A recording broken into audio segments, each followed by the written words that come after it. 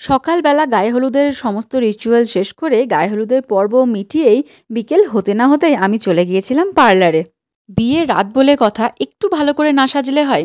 অনেক দিনের ইচ্ছে ছিল খুব সুন্দর করে প্রচুর প্রচুর জুঁই ফুল দিয়ে কারোর বিয়েতে চুল বাঁধবো। তো বিয়ে তো হাতের কাছে আর পাওয়া যাচ্ছিল না। তো ফাইনালি বোনের বিয়েতে সেই শখটা পূরণ করলাম। সন্ধে 7টা মতন বাজে এখন। আমি একেবারে রেডি হয়ে চলে এসেছি বিয়েবাড়ি।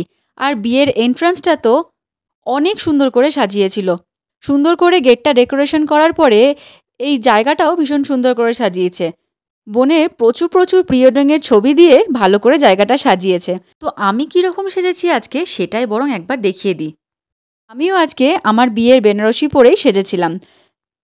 তো ওখানে বেশ কতকগুলো ফটো তুলে নেওয়ার পরেই চলে এসেছিলাম খাবারের কাউন্টারের দিকে, কারণ তখনও ব্রাইড আসেনি আর জায়গাটা ফাঁকাই ছিল।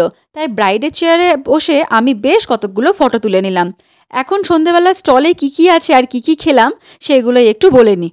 আমরা একটু তাড়াতাড়ি বিয়েবাড়ি পৌঁছে গেছিলাম, তখনও খুব একটা ভিড় হয়নি।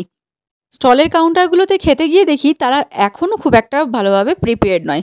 তো যাই হোক, হাতে 2-5 মিনিট সময় ছিল, তাই সবার সঙ্গে দাঁড়িয়ে ততক্ষণে কতগুলো ফটো তুলে নিলাম। অনেক দিন পর বিয়েবাড়িতে সবার সঙ্গে দেখা, মাসি, মামা, মামি, ভাই, বোন, তাই যাকে যাকে হাতের কাছে পেয়েছি তাদের সবার সঙ্গে ফটো তুলেছি। ওখান থেকে ফটো তোলার পরে প্রথমেই শুরু করলাম ফিশবল দিয়ে। ফিশবল খাওয়ার পর গরম গরম চিকেন টিক্কাগুলো ভীষণ ডাকছিল। তো যাই হোক, আমি আর দাদা কতকগুলো চিকেন টিক্কা খেয়ে তারপরে চলে গেছিলাম পাশের কাউন্টারটায়। যদিও আমার 1 প্লেট চিকেন টিক্কা খেয়ে মন ভরেনি, আমি আরও 1 প্লেট নিয়েছিলাম। চিকেন টিক্কা ছাড়াও রাবড়ি, জিলাপি, দই বড়া, মটকা চা, আরও অনেক কিছু ছিল।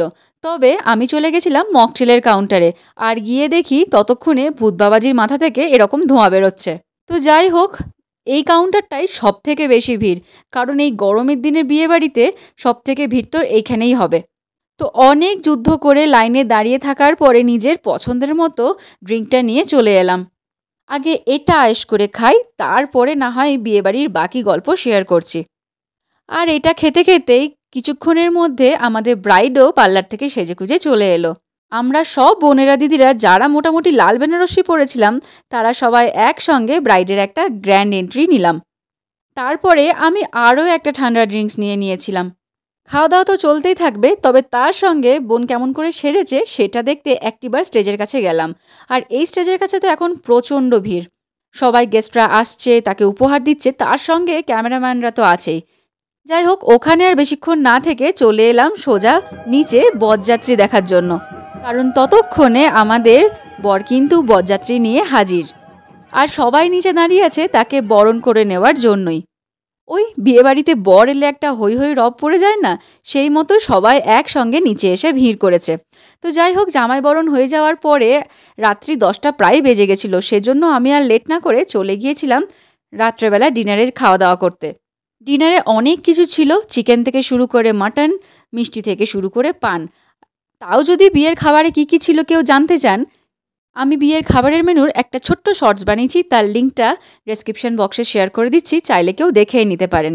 তো খাওয়া দাওয়া শেষ করে যখন ওপরে এলাম তখন বিয়ে প্রায় শেষের দিকে, সিঁদুরদানের পর্ব চলছে। তো চলুন, আজকে আমিও ভিডিওটা এখানেই শেষ করছি। বিয়েবাড়ির এই ভিডিওটা কেমন লাগলো সবাই কমেন্টে জানাবেন। টাটা।